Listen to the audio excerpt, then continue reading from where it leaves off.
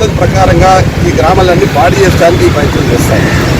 ఈ ఊరు బాగుపడతను దురుద్దేశంతో చేస్తున్నట్టు దురుద్దేశం. ఎందుకంటే ఒక మంత్రిగా ఈరోజు మా పార్టీలో గెలిచి కాదు, నేను ఖండిస్తున్నా.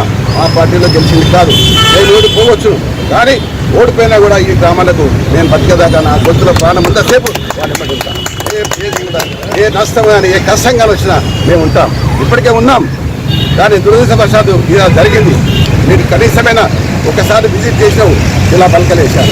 దేనికి శిలా పలకాలు? చెరువులో కూడా శిలా పలకాలు వేస్తున్నారంటే దాని నిర్వచనం ఏంటిది? ప్రజలకు ఏం చెప్పబోతున్నాం మనం? ఇప్పటికే ఈ చెరువులన్నీ కూడా పోతా ఉన్నాయి. దేని గురించి నిర్వచనం? ఎవరి గురించి?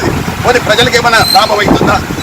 పేద ప్రజలకు ఏమైనా షాపింగ్ ఇవ్వగలుగుతారా? చెప్పండి. అది కూడా మా పేద ప్రజలకు ఎవరికైతే పేద వాళ్ళు ఉన్నారు, పేద వాళ్ళు ఉన్నారో ఆ పేద వాళ్ళందరూ కూడా ఇస్తే, ఒకవేళ ఈ యొక్క చెరువుల సంరక్షణ చేయకపోతే నేను స్వయంగా నిరాహార దీక్ష అదేమనమానంటే నా ప్రాణ పోయినా సరే ఈ చెరువులు రక్షించుకోవాలి. ఆ విధంగా చేస్తాను. కబ్జాలు, చెరువులు, స్కూళ్ళు, ఏ గ్రౌండ్స్ మాట్లాడుకుంటామండి. ఆయన ఏ విషయంలో మిస్గైడ్ చేశారో ఆయనకు తెలీదు. Okay fine. నేనేమంటున్నా, ఏ విషయంలో మిస్గైడ్ చేశారో, ఎందుకు ఎవరు తప్పుదోవ పట్టించారో తెలీదు.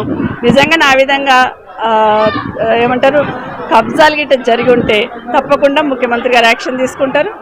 ప్రభుత్వం అలాంటి దానికి ఎప్పుడు కూడా ఎంకరేజ్ చేయదు. కాబట్టి గౌరవ ఎమ్మెల్యే, మాజీ ఎమ్మెల్యే గారు కృష్ణన్న గారు ఎందుకు మిస్గైడ్ చేసి ఎందుకు మాట్లాడుతున్నారో తెలియదు. తప్పకుండా వెరిఫై చేసుకుంటాం, మాట్లాడుకుంటాం లేండి, అది పెద్ద ఇష్యూ ఏం కాదు. హాయ్ ఫ్రెండ్స్, మా టుడే టుమారో యూట్యూబ్ ఛానల్ చూస్తున్నందుకు చాలా థ్యాంక్స్. మరిన్ని లేటెస్ట్ వీడియోస్ కోసం వెంటనే సబ్స్క్రైబ్ చేయండి. అలాగే ఈ బెల్ని కూడా రింగ్ చేసేయండి. మా నోటిఫికేషన్స్ అన్ని మీ మొబైల్లో వస్తాయి. అలాగే మా వీడియోస్ మీకు నచ్చితే లైక్ చేయండి, షేర్ చేయండి, నచ్చకపోతే కామెంట్ చేయండి.